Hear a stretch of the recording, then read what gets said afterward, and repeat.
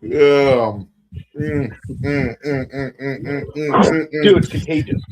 Okay, even though we're like God knows how far away.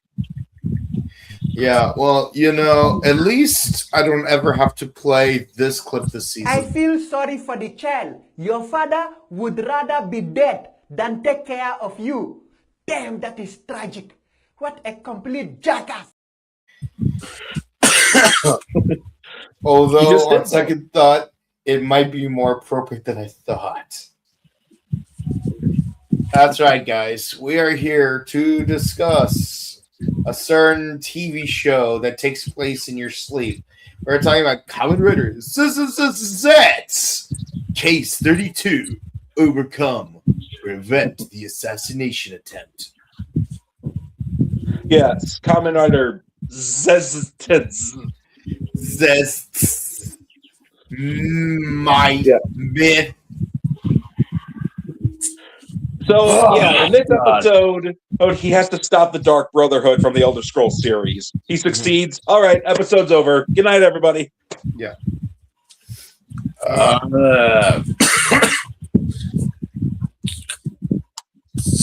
Zero is definitely one Father of the Year. Definitely. Here. He has totally won Father of the Year, regardless of, I think I said last week how obviously it was so obvious that he is the baby daddy to somebody in this show. Mm-hmm. But here's the thing about it. We make him seem like he's like an absent father, a deadbeat, or whatever. I mean, I've heard so many people just rag on Zero.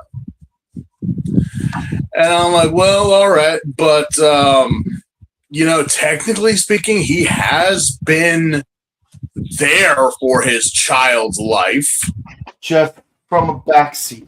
But yeah, you could be, he's a paycheck daddy pretty much. Like, that's it. Like, well, even though he talks a big game about, I did it for the project. I did it for the, I did it in the name of science. So I'm like, I would incline to believe you if you were more of an asshole than you are being right now. Because if you were the asshole, you wouldn't have given a crap about your son either, or when he died, or when he came out of his prosthetic dream. Yep. You would have just left him for dead, and that's it. Like, well, I guess I have to make another one. Oh, your life is so hard, Zero. But yeah, no, despite him like saying all that and making it seem like, no, he really does care in a way, technically. But I'm like, yeah, you're just stupid. Yep. There's people out there that you're like, okay, I feel like it's illegal for you to have children. Like, for some reason. For some reason, I look at you and I'm like, you should be like, there should be a law against you having children. Like, you are not the father-mother type at all. Like, legitimately, if there was like, seriously, Zero is up there in terms of like, but it's like he says so, but then he kind of, again, maternal instincts kick in, so he really does care. But the more he cares is like, the more he kills his son, I guess, is the logic of what we're saying. Basically, what doesn't kill you makes you stronger. So I'm gonna set a bunch of things in that will almost kill you, so you'll be at your strongest. Like a true, like many of us, or maybe it was just me, talking about our childhoods, how someone learned how to swim for the first time. And it's like, oh no, my parents, they sent me to classes or whatever. No, my parents just threw me into the damn lake and literally let instinct kick in. Yeah. I mean, that's what my parents did for me when I was learning to ride a bike. Yeah, no, it was like no lessons, no nothing. What is lesson? What is lesson? No, lesson is not die. Like that's pretty much the consensus of doing anything. Dead? But are you dead though? No. Did you die? But at the same time, it's like, yeah, you were that. Baku was that one kid that or maybe you were that kid that you were bandaged up more than you needed to be. Yeah. Well, two things. One, I think we all know at least a few people who we think to ourselves, I pray to God you never reproduce. And two, well, no matter how strong Baku becomes, he'll never be Kamen Rider's strongest. No. Because you know who'll be Kamen Rider's strongest? Well, Yeah, I'll tell you who isn't. I know you got your new tower. But was that the stronger ride watch? Yes. I thought it was the Kabuto one. No, I have the Kabuto on my actual. The one thing here is that obviously the story now has shifted. Again, the question I asked last week is like, wait, I thought Zero was the one in charge of code. I thought he was. I thought he was the guy. Yeah, like a few weeks ago, we were actually debating whether or not he was the one at the very top. So he's not the head honcho at code. He's not. He's. I mean, he's. If I were to put it in layman's terms, he's just the supervisor. So who is the head honcho then? Can you imagine if M wasn't in charge of MI6? It's like, okay, so the guy that we've all been taking our orders from, getting, that is the boss, right? He is your boss, but there is someone above him. And who's that? That's not for you to know. Oh, I love that one episode of what's it called? Fresh Off the Boat, where it's like, we want to speak to your manager. We want to speak to your manager. We want to speak to your manager. Hi, I'm the manager. Oh, yeah? If you're the manager, how come you have a freshly new name tag and a greasy shirt? We want to speak to your manager. And then eventually they finally do get to the very, very top. And it turns out the guy at the very top was Shaquille O'Neal. Yeah. And I don't mean Shaquille O'Neal playing a character. I mean Shaquille O'Neal as himself. Oh, so he's the head of code? So the basketball player thing was just an elaborate ruse. Yeah. Actually, now that you bring it up, I'm gonna ring it up. That should actually be a thing. Turns out the actual head of code was Shaquille O'Neal. We've lost Agent Bryant, but it's okay. Agent LeBron is still in this. Yeah, and then you get the capsule that looks like a basketball and just puts it into his driver. Good morning, Lakers. I mean, it does make you question, okay, who the hell is in charge of all this? And, I'm not saying that this is an original idea, but the fact that the nightmares are byproducts of just humanity existing, I'm like, man, I swear to God, during COVID, I actually wrote a short story about that. I thought it was being original. I'm like, I don't think anyone's done that, but now apparently Kamen Rider has, so I gotta go back and tweak that a little bit. There's a lot of info that gets dumped here, and a lot of things that we're trying to make sense of it all. We believe that Zero was Dark Zeztz or Nega Scott, but he's not. Daddy is now thrown in jail. I wonder why. and not Brad Pitt is completely egging him on through the damn cage. I'm like, yeah, there is a lot going on in this episode, regardless of what people say. Some people said this one wasn't that entertaining. I say it is. But yeah, let us jump into episode 32, or what would this be? Episode 9 in the actual canon? Yeah. All right. So last week we finally got the official confirmation that you are the father. He never denied it, but he was always very far away from his son because Baku is a test tube baby.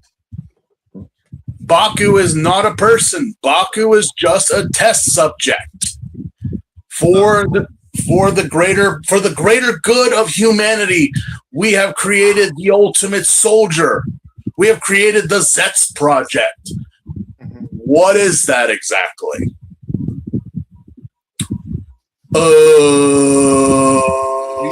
We're still not 100% sure about that. I'm like, wait. So we took a baby, indoctrinated and brought him up, and raised him like B.F. Skinner would. What exactly is this project?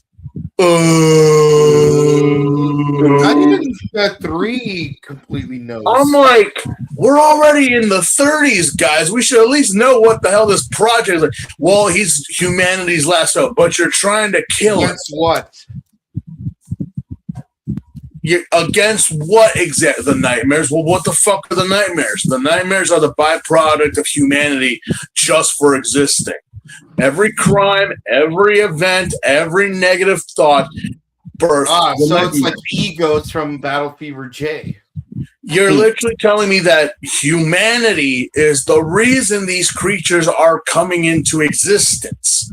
So pretty much, and again, we could just put that on everything. Demons, monsters, possessions, talking in tongues, just every single horror cliche that ever existed. So you're telling me Cabin in the Woods is legitimate? That the government has been aware that there are these demonic creatures that are basically our doing, and not purposely, but every horrible thing that we have ever done has birthed these things, and they've just decided they are just chaos incarnate, and now they want to come over to our side and just start destroying the place. You know, when they talked about how when humanity's sin started, I honestly thought at first, are they going to go over Adam and Eve and the forbidden fruit? And then they didn't. And I'm like, oh, yeah, that's right. They did that in Gaim. I was going to go like the full, what's it called, Mel Brooks route. It's like, then came the first artist. Then came the first art critic. I mean, yeah, that could have been a perfect way to like connect Zeztz to Gaim if they had like talked about the forbidden fruit, and just like we see Kota and Mai, like just the representations of them. Yeah. But no, that would have been a cool cameo. But there is a cameo here. We're gonna get to that. The fact of the matter is that Nem has been creating a lot of nightmares, but these things have been here since man came out of the dank swamps, and just been the simple act of survival. You know, I'm like, what constitutes a sin actually? Like, what is the definition of that? Because what you would call a sin, nature would call survival. What you call violence is just normal being. Is just normal for another plane of life. Mm-hmm. You know, so I mean, what constitutes as that? Like, the nightmares are created, but you said, the nightmares became aware, and then they started coming after you guys. Well, what the hell did you guys do to them? Because if they are a byproduct of our existence, well, it makes a good point. Like, imagine like a wolf and a human like criticizing each other's behavior. It's like, wait, so you mark your territory by peeing? Yes, that's weird. Oh yeah. Wait, so you kill members of your own species based on the color of your fur? Kinda. Well, that's kind of weird. Again, you want to say, oh, the wolf is weird because they mark where to pee. There's a specific room where you go to do that. Is that not marking your territory? You know exactly where to go to do that. You know, there's two things that dog owners and their dogs have in common. One, both feel the need to watch the other pee, and two, always wondering what they're chewing on. Yeah. Obviously, you know, that is the question. Like, the question that is being presented here today is what is our existence as people, and what is the existence of nightmares? Because if a nightmare, or if the nightmares do cross over and kill humanity, well, that would inevitably kill them. Because without people, there would be no more nightmares. So is it just like the whole unstoppable force meeting an immovable object of like, yeah, either or, this is just going to continue until finally one of them actually breaks, and then it breaks the other one too. You know, that's the thing I never understood about Orphanox and Fangires. It's like, if you need to feast on humans to live, then when you finally run out of humans, what's going to happen? Well, it's also, you know, hypothetically, maybe if the Orphanox and Fangires are smart, I know this is kind of morbid to like hypotheticalize, but I imagine if one or the other did take over, they would basically have like human farms purposely for breeding so that they could continue to feed. I don't think they're that smart. For fuck's sake, Maya gave up a sweet, sweet life to go be with a philandering creep. Yeah. Like, yeah, I mean, don't get me wrong. I do love Otoya. I do. But the man was literally like, I wouldn't trust him. I wouldn't trust him with even like any girl. I wouldn't trust him around any girl because he was just that bad.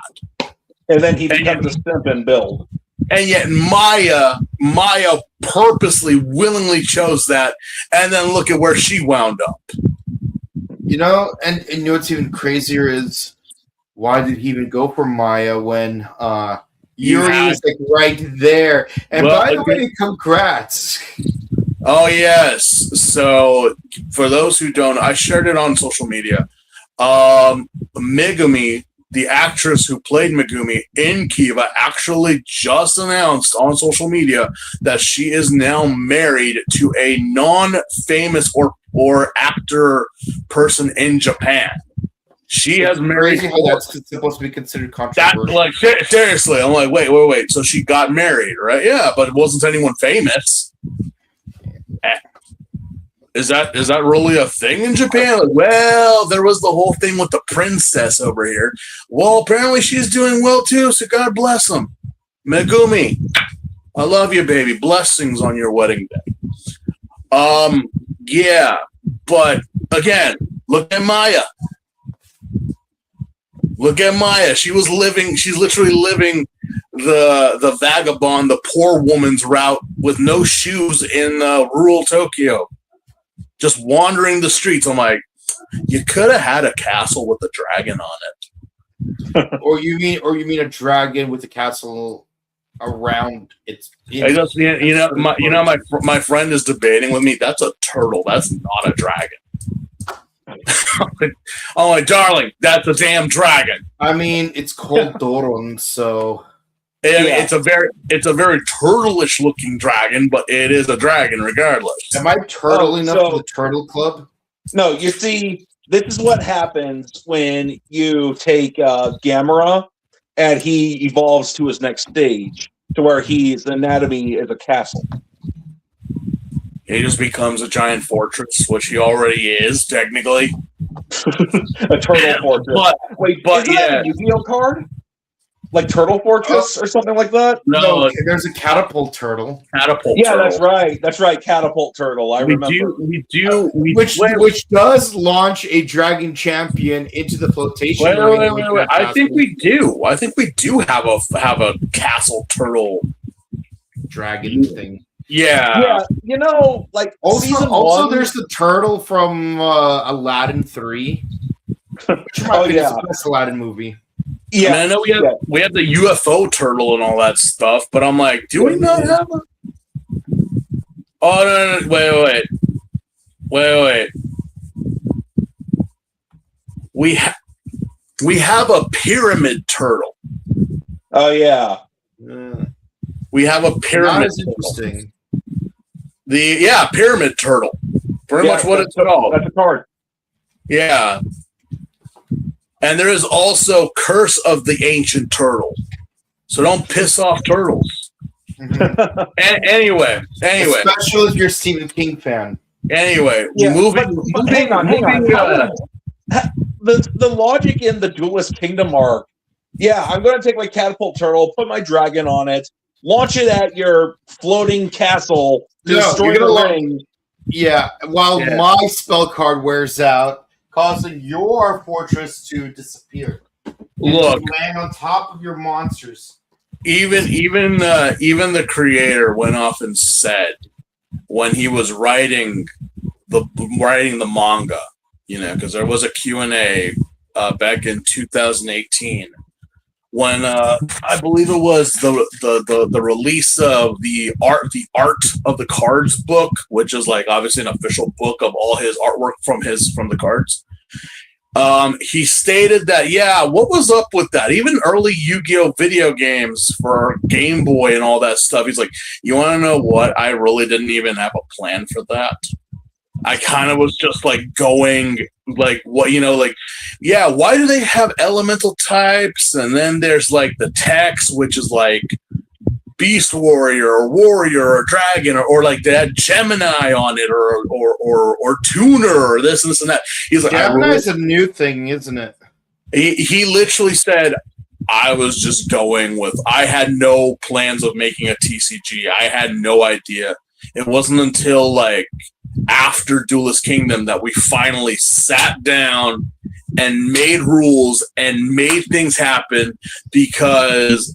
Again, watching from 13 or 12, which is the official start of Yu-Gi-Oh, to like the end of Duelist Kingdom, people are just slapping down cards like nothing.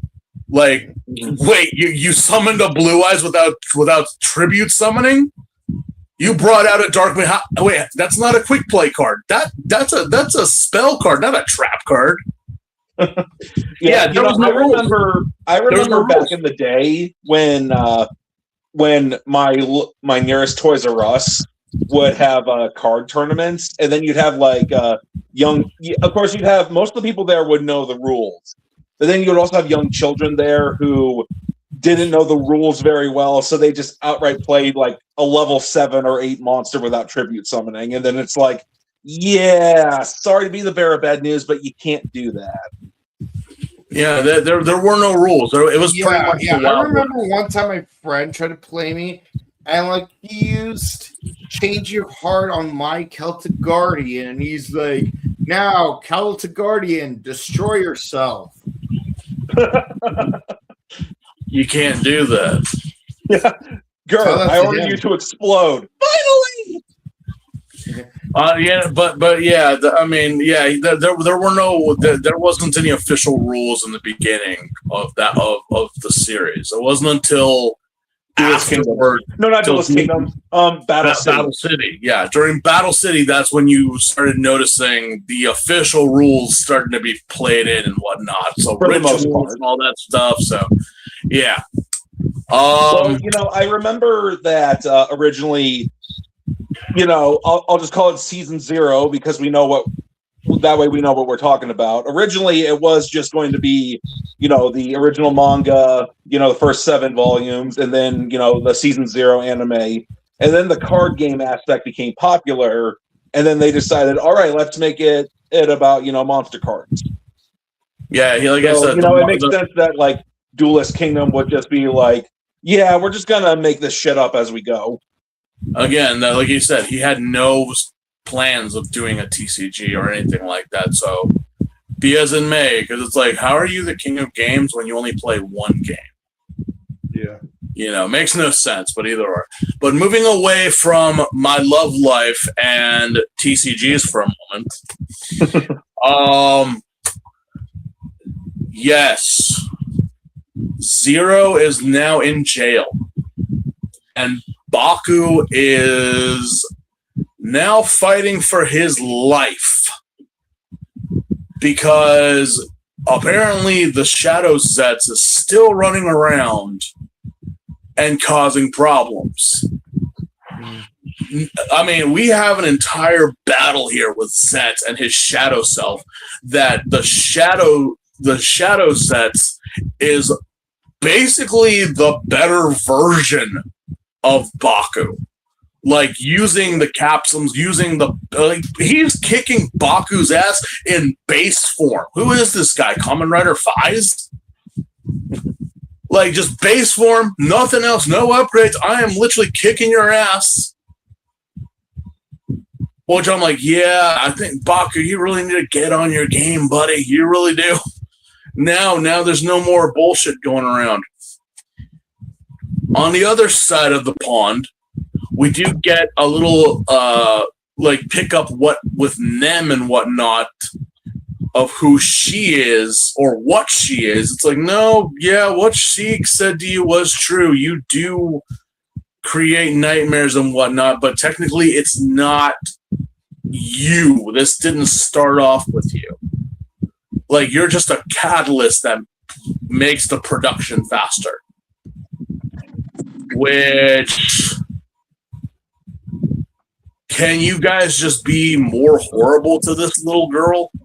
Mm-hmm. Just to be like, yeah, no, you didn't start this, but you're kind of the reason why it's kind of fast forwarding really quickly. You're kind of, just your presence allows them to blossom more faster.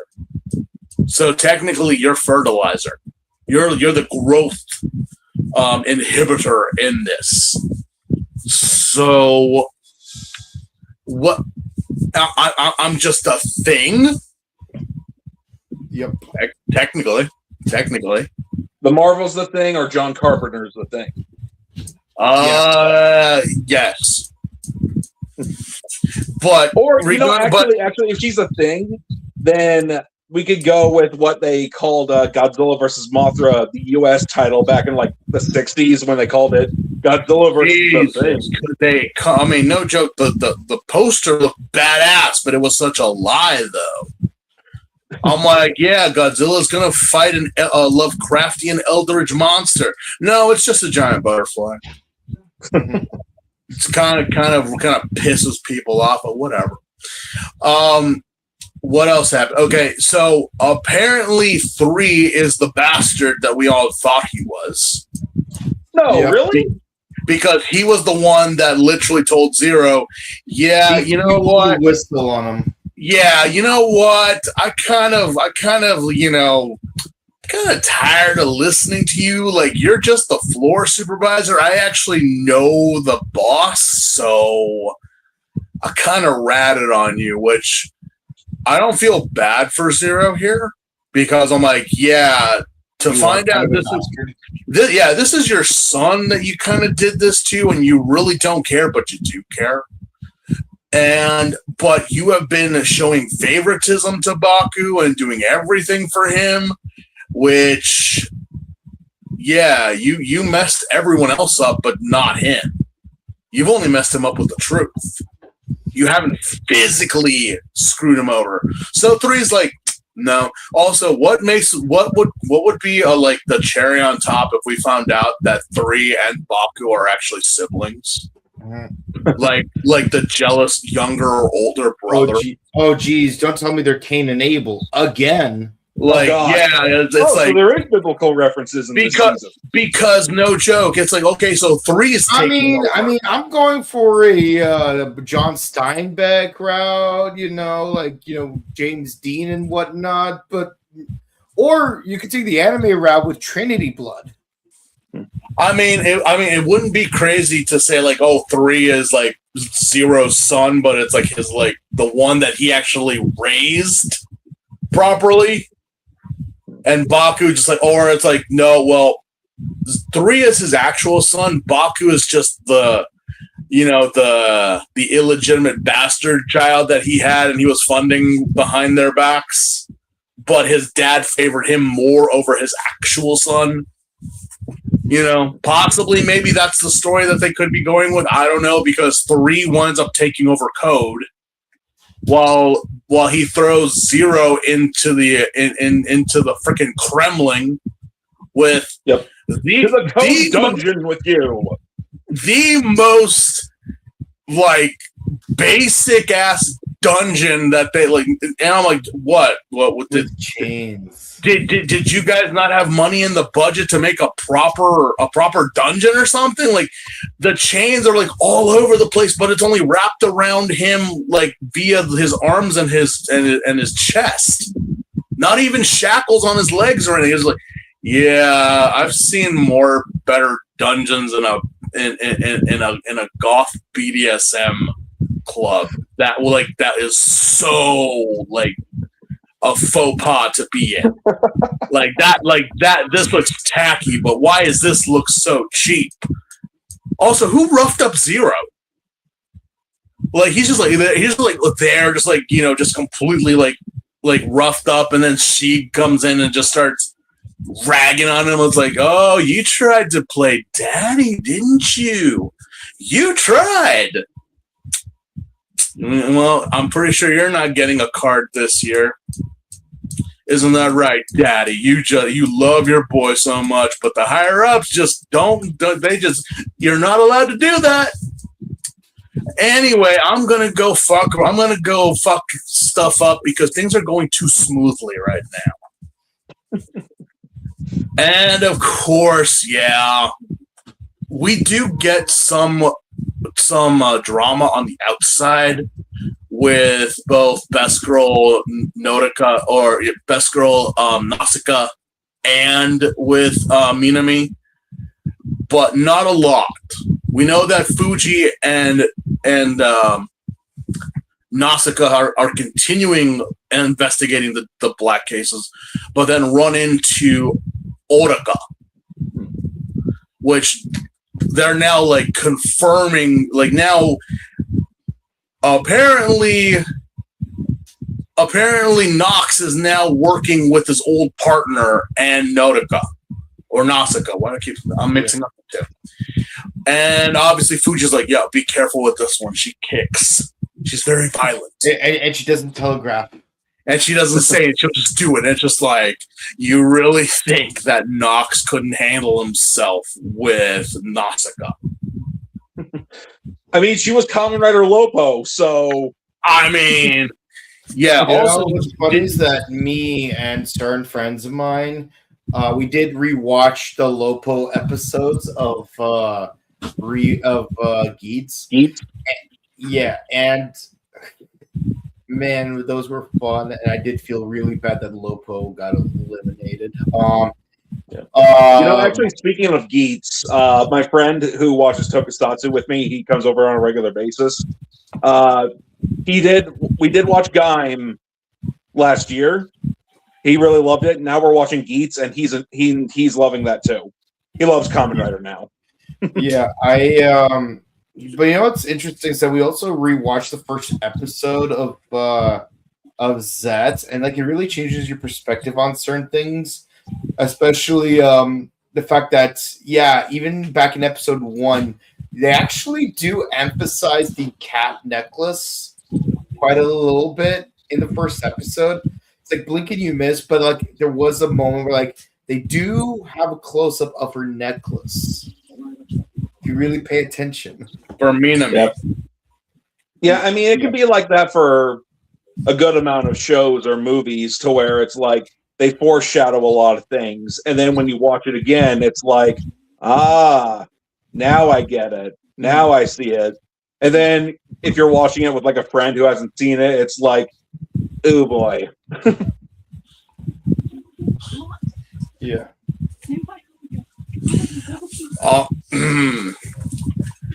All we know now is that things are starting to fall in places where they were not originally. You know, obviously, in the previous timeline, Zero died, quote unquote. The bike is gone. Otaka was not on Baku's side, but now he is, and now he's teaming up with Fuji and Nasaka. Are we now declaring that Nox is definitely the second rider? Well, I mean, it has been confirmed by Toei that, Kamen Rider Nox is actually a thing. Also, I did not know this, but I actually stumbled upon it. The actor who is Nox, who is Otaka, actually does have a YouTube channel where he does have fan Q&As of people that comment on his videos, and the man speaks English. Oh, that's cool. He is, I believe, he is Canadian Japanese. Yes, that I do actually know.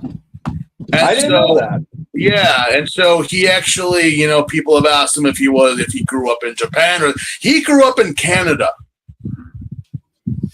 So he does speak English very well, might I say. And they're like, "Oh, were you a fan of Kamen Rider?" Like, no, he wasn't really a big fan of Kamen Rider. In fact, he never really even knew Kamen Rider existed until like the 2000s. He was more of a Power Rangers fan, as he was. Oh, did he say what his favorite season was? Zyuranger, just like any filthy American or filthy Easterner would say. So Mighty Morphin, obviously, he grew up with that. So don't you mean Westerner, not Easterner? Well, either it's late. Yeah. Okay. So it's like, okay. And when the Toku purists find that out, they're going to cry tears of blood. No, how dare! Or a Kamen Rider, you know like what? Power Rangers. At least he's being honest. There's so many people out there just because of it's fine. I mean, I personally, I'm like, where you started is where you started, but why the heck is this neckbeard dork over here getting mad over where your taste and interests? How does it affect them? Yeah. I'll say I'm not a fan of Mighty Morphin at all, but I respect it.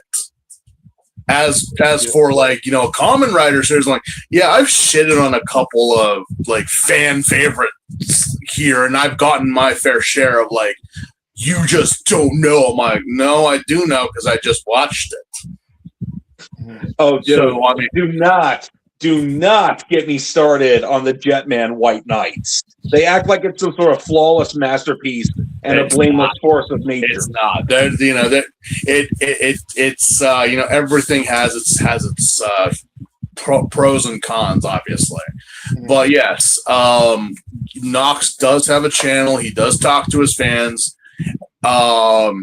The boy love questions have been brought up, so there's a lot for everyone there, if you so wish to go see. But funny part of this episode was Zero sends the bike. He sends the bike out before he gets shipped off to Sing Sing. He sends off the bike, and the bike goes off. We get a random. What is this?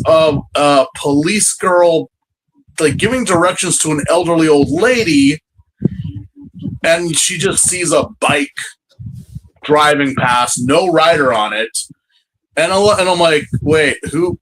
Why is it? Why was this in the show? Why is this in the show? Yeah, this is a cameo. We have a cameo here.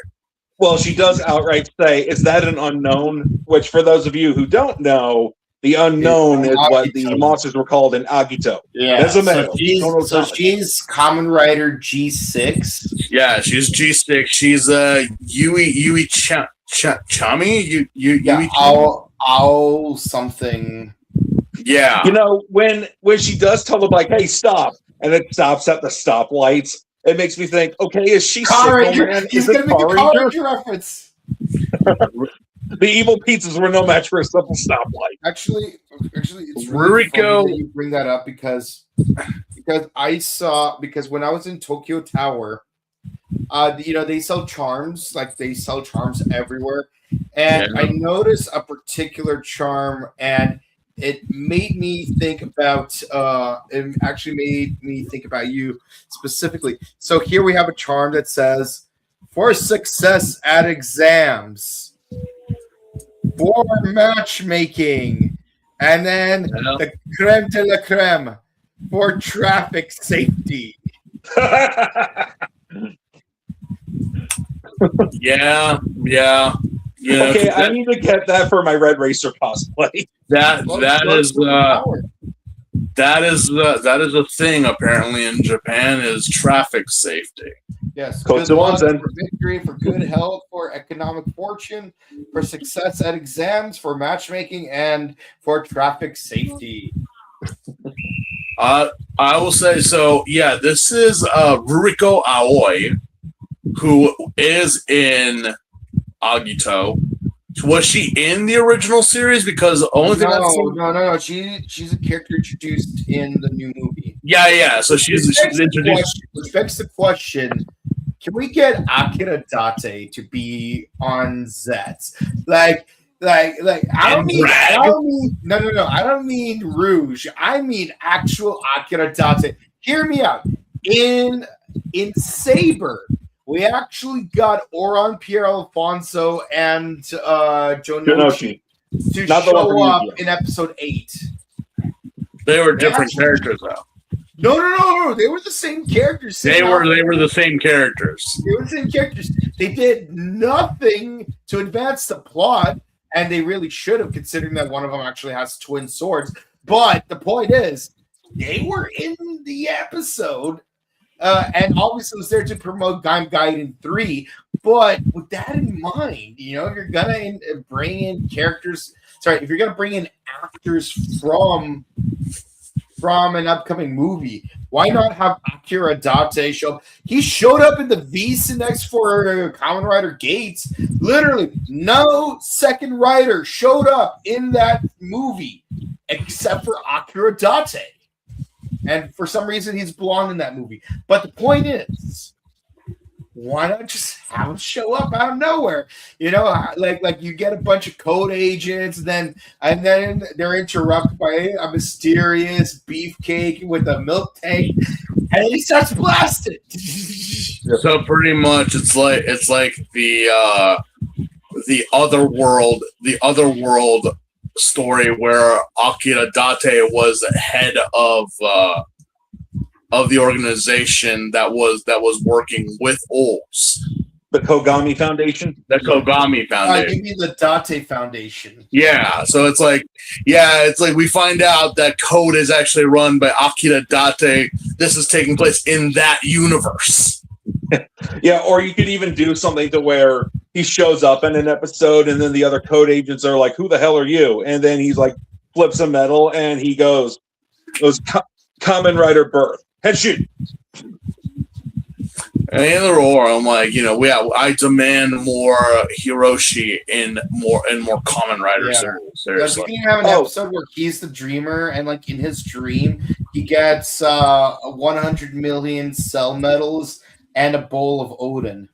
Yeah. Yeah. Well, not only was he Kamen Rider Birth, he was also the second Shider, and of course, it's Takara Tomy, not Toei. R5 and Tomika Hero Rescue Force. Yeah. Yeah, just have all three of his Toku personas show up. Apparently there's a Mikuzaku.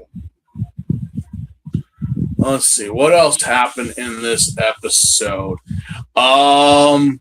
Well, Baku, towards the end, Baku got his Zeztz driver is broken. And the scene is like you'll never transform into Zeztz ever again. And by ever again, I mean until the next episode next week. Technically, I mean, I don't know if the recover capsule can do anything, but yeah, apparently, Nega Scott was enough to beat the shit out of Baku that the driver is just completely broken. Yeah, I mean, he still defeats Nega Baku, but he does. It's just that. Yeah, it took everything just to do that. And of course it's like, there's Sheik and just be like, oh, poor little boy. You broke your toy. I bet if you ask your daddy, he'll buy you another one. Oh, that's right, your daddy's in jail because he's a bum. A big stinking... Wait, hold on. I need to use my Joe Pesci voice. That's right. A bum. A big stinking bum. But you know what? He was a bum with vision. But still a bum. Yeah. See, I gotta watch that Brendan Fraser movie. I don't even know the name of it. I don't know, but I know that clip has definitely made its rounds and has totally shaken the college scene so much. Yeah. And surprisingly, Scent of a Woman didn't. Yeah. Although, again, that's another good thing to talk about colleges right there, how useless they are. Oh, did I say that? Yeah. Anyway. It's like it rewards snitching. Yeah, anyway. So, yes, Baku is now stripped, and Sheik is like, yeah, I could do something right now, but I won't. I think I'll let you stew in this for a minute. I'm going to go over here and do more chaos. Good luck with getting another Zeztz driver. Good luck with that. Only to give us quick flashbacks of next week's episode, which apparently it looks like shit will hit the fan. And a new form has been slightly previewed. And yeah, that is it for Kamen Rider Zeztz episode 32 or 9, Overcome. Yeah, next episode is going to be called Realize, which, I don't know, when I first saw the title, it made me think about certain things. I don't know, honestly. They've set this episode up like this is like the climactic high point for Baku, because you ain't got no drive, you ain't got nothing. All your support is gone. There's not much left for you. They just everything's coming crashing around you. Mm-hmm. So, I mean, the one thing that I wanted to learn more about is like, okay, why are the nightmares actually trying so hard to wipe out humanity? It'd be that funny. Like, what did Code do? That, like, oh yeah, no, you guys created it to prevent them from coming over, but now it's like their mission to kill Baku and all this crap, and it's like, well, what exactly did you guys do? It's interesting. I don't know why, but for some reason my mind went on a tangent. Got me thinking about that episode of Futurama where Brian Bender joined the military so they could get a military discount on a stick of gum. And they have to fight gum. And they have to like fight on a planet with sentient testicles. Yeah. I was trying to come up with I do prefer the scientific term, but some people don't go for that. But the point is, turns out that no, those sentient creatures are not the invaders. Us humans are. Also, I think Blue Gender was also the same plot. Was it called Blue Gender? Blue Seed? Apple Seed? I don't know. Some obligatory 90s anime with mecha in it. That would definitely only be on Adult Swim and not Toonami. Well, yeah, the Blue Gender, if I remember right, yeah, humanity had left and then came back, but it's kind of like also the same premise as the animated Godzilla movies on Netflix, where humanity left, the Earth took it all back, and evolution obviously happened to now that they want to come back, but it's like,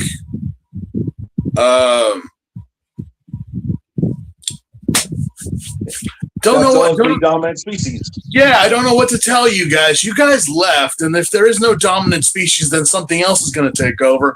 And what is there an abundance of? Giant insects, or in the case of that movie, a giant reptilian monster that actually now becomes a walking mountain. Mm-hmm. You know, it's kind of like, I'm going to be honest. I like the premise of the Netflix trilogy. I think all the scenes with Godzilla were cool, but they were really short. But there were so many times to where when I was watching them, I legitimately forgot I was watching a Godzilla movie. How do you do that? It's an anime. Like that was over. I'm like, yeah, we're rarely. I mean, you could easily make a Godzilla anime and still have it in your mind that this is about Godzilla. But with the Netflix trilogy, it's like when Godzilla's mentioned again, I was like, oh yeah, that's right, I'm watching a Godzilla movie. That's why you go watch Singular Point. But no, that's pretty much the premise of that was like, human beings are the ones that are now the invasive species that are trying to take over.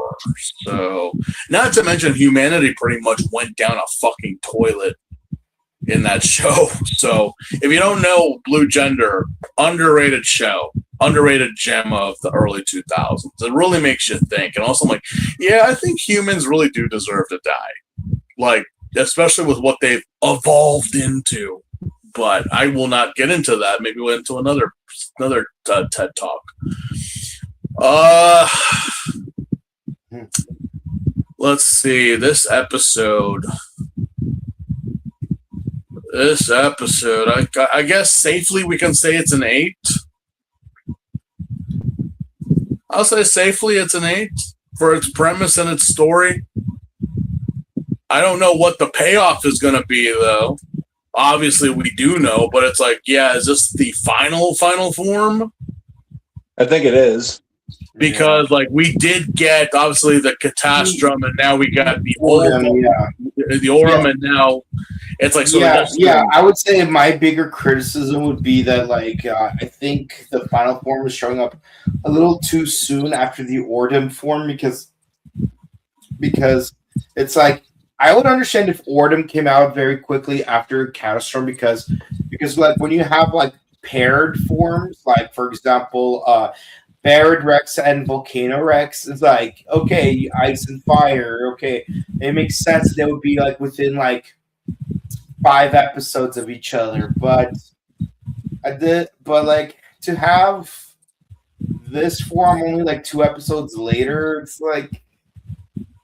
That's kind of what rubbing me the wrong way. I'm like, do not tell me we're finally getting the final form so close. Yeah, at least wait until episode 37, maybe even 40. Yeah, well, okay. The only thing, Nox is overdue for a new form. Nox needs something. He definitely needs something. He is getting a new form. If you look at the scan. Yes, if you saw the poster, but the point is, when is he getting it? Around episode 40? I mean, when you look at Gob, for example, he Valen got his final form at episode 28, and Vlam got his final form at 40. Yeah. Yeah. I mean, obviously, they're this is just for a massive wide audience, pacing wise, it just seems a little too early for it. Absolutely. But yeah, I'd say safely this episode is an 8. It's on the lower 8 on the scale. You know, like we did get the lore, we did get some info, we did have some very dramatic scenes, obviously with Baku losing the belt, Nem realizing who she is and what's going on. But not a lot that caught me. Even the battle with Zeztz, like Nega Zeztz, was kind of like, It was impressive that the Shadow one was just, again, Baku, get on your game, man. Like, this guy is base form and he's kicking your ass. I wouldn't be surprised if Baku actually did go into Catastrum or Odin form and then he got his ass kicked by base form Zeztz. I'm like, yeah, you really need to like better yourself. But we'll see. We'll see. That is those are my closing thoughts on that.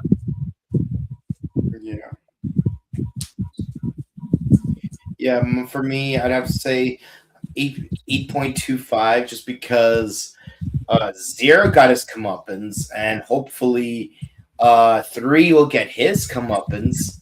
But more important, we get some fun scenes with Fuji and Eggplant, because we're overdue to have them have any character focus, let's be honest. I don't care too much for the Agito reference unless it's Akira Date or Agito himself. Like, I don't really care. But what's it called? But yeah, how hilariously desperate does Zero have to be that he has to like get his bike? He's like, son, I need you. Also, obey traffic safety. I don't want Kosuke firing me. Yeah, literally. Yeah, oh literally. My gosh, yes. Kyosuke from Power Ranger is the head honcho of code. This is what happens when you don't obey traffic safety. Yeah, literally, we had to have a cameo from an upcoming movie of the 2000s Kamen Rider to be in this to promote traffic safety. Yeah. It was a nice cameo, though. Anyway.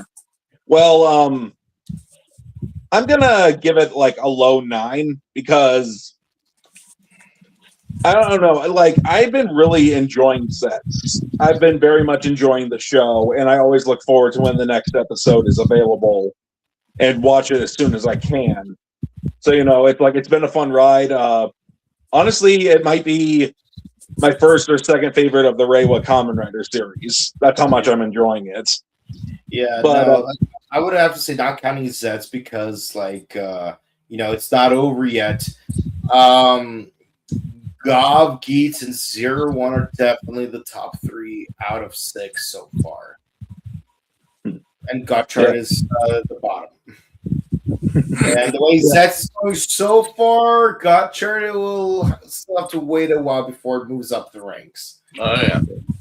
Yeah, well, so, I mean, yeah, the unintentional Car Ranger reference did amuse me. I mean, Agito is actually my third favorite series after Kabuto and Gaim. So it's like, well, yeah, it makes sense. There's new Agito movie coming out. So, it's like, oh, she's mentioned the unknown. Look at that. But, other than that, fun episode. Always look forward to the newest sets. So, yeah, those are my thoughts. Yeah. All right, let's see what the people have to say. All right, War Hero 99 says Zero can still be the final boss once he kills 3 and unleashes Somnia. We'll see. We don't even know what Somnia is. We just know it's a protocol. Yeah, I'm gonna be really annoyed if it's gonna be the Infinite Mangekyo Sharingan from Naruto. Well, again, we don't even know what the hell the Zeztz project is. Like, what exactly is that supposed to be? Yeah, because I did mention before, it was definitely different from the Lords. Yeah. So, also, is them being called Lords supposed to be a reference to Agito? I don't know. I've never seen it. 17 singing his praises. Was she? Was she? I bet Zero has a wife and other kids out there. Yeah, man, it'd be frustrating. I would say like maybe Nem, possibly. 3 is giving off those vibes like he is like, you know, how would I put this without you know, he's the vibes. If I were to put 3 in a position, he was the son that was given everything, even given a small loan of $1 million, but he still would sell you up the river just to better his position in life. That's 3 in a nutshell. Like, no loyalties, no nothing. He would step over and step on his own mother to sell out his father. If the theory is true. Yeah. I remember Henry Jones Sr. once said something along the lines of, I knew you would sell your own mother for an Etruscan vase, but to join the Nazis. Well, how many people did or did not do that? Confirm or not confirm? But I still say, like, if 3 really is like Baku's older brother, then we're getting some of that giant John Steinbeck ish with like Cain and Abel or Cal and Aaron. There's a lot of C's and A's in the East of Eden. Yeah, it's like the JoJo's Bizarre Adventure of the Book of Genesis, where like every generation there's like 2 brothers. You know, I'm not going to be surprised if like it turns out that Agent 2 is Baku's mother. I mean, I could see it go either way. Could be totally wrong about that. It's just a theory. Well, actually, no, I wouldn't say it's a theory of mine. I'm just saying I wouldn't be surprised if that was the case, but I could totally see it not being the case too. Mm-hmm. We'll see. Okay. M isn't in charge. Okay, thanks for clarifying that because like they didn't really point out if anyone's above M in the book, so but thanks for the heads up. Catastrom is in charge. Oh, Castrom is in charge. Wait, hold on. You're talking about the nightmare? Wait, are you oh wait, hold on. Are you talking about James Bond? Because when you mentioned M, I assumed you were talking about James Bond. I didn't mention James Bond, so no, you mentioned like if someone was above M and you were not sure. Yeah.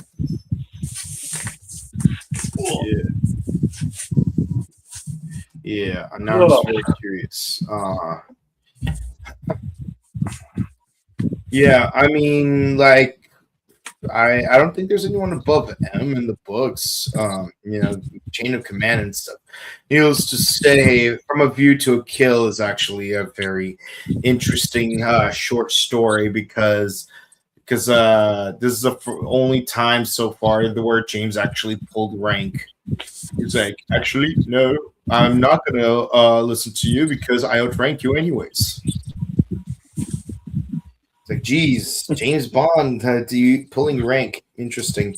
Alrighty. Well, that's it for the comments, guys. We hope you guys enjoyed. Please be sure to comment, like, subscribe to us on YouTube, Facebook, Twitter, Instagram, ding the bell icon, stay notified for latest videos, and be sure to share videos because it helps out with the algorithm. And we're still trying to get to the 3K. We're hopefully gonna get there by the end of the year. We're hoping, or at least, hopefully, like we'll get to 3K sooner or later. So that's our goal and whatnot. No, sorry, we're at 3K. Sorry, 3.5K is our goal. I feel so silly right now.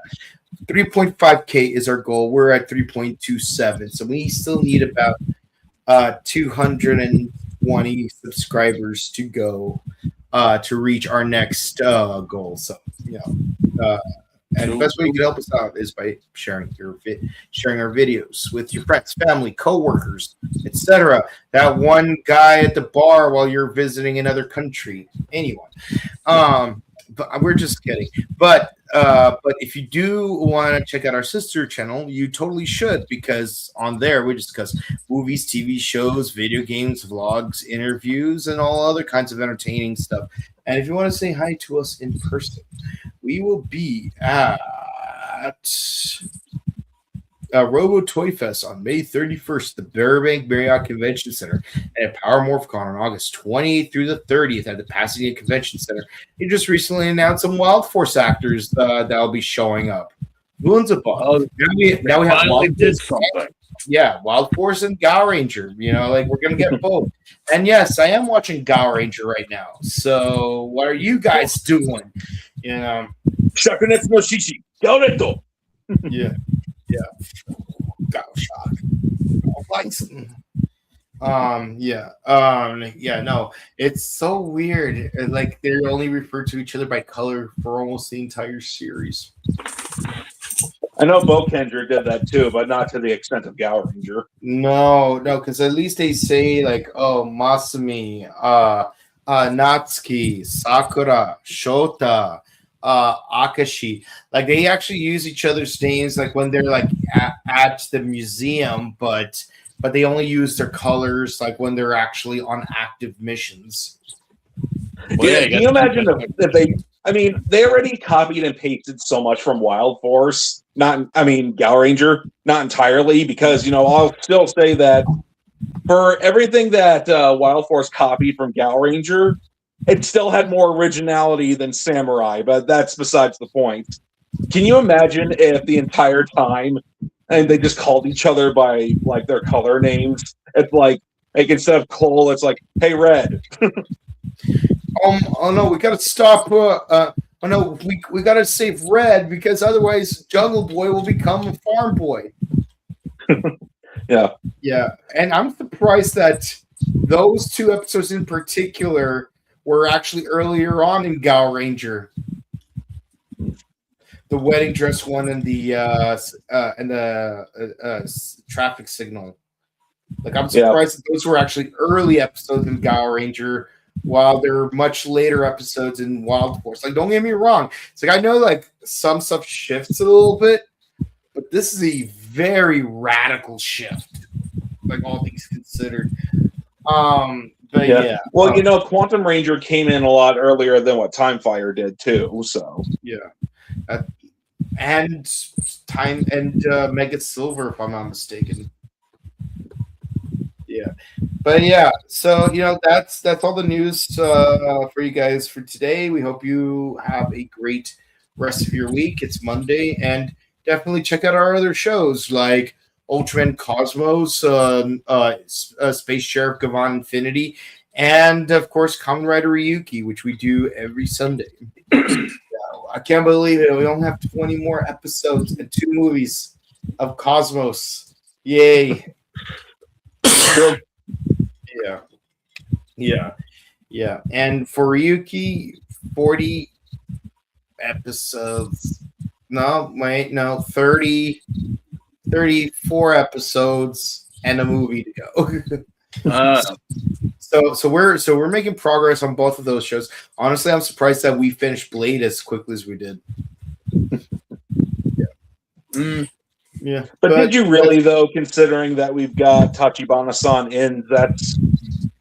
Yeah, it could be worse. At least we didn't get Forze as our next season, because then we would have had the actor play Tachibana and a character named Tachibana as 2 different characters. Yeah. Yeah, with that said, guys, have a great rest of your week. We love you, and make sure to avoid spreading any chaos. What do you do now? Create chaos! Chaos! Chaos! Chaos! Chaos! Yeah, but seriously. And the free chicken? But seriously, though, we love you guys, and we hope to see you again real soon. Bye. Good night. See ya.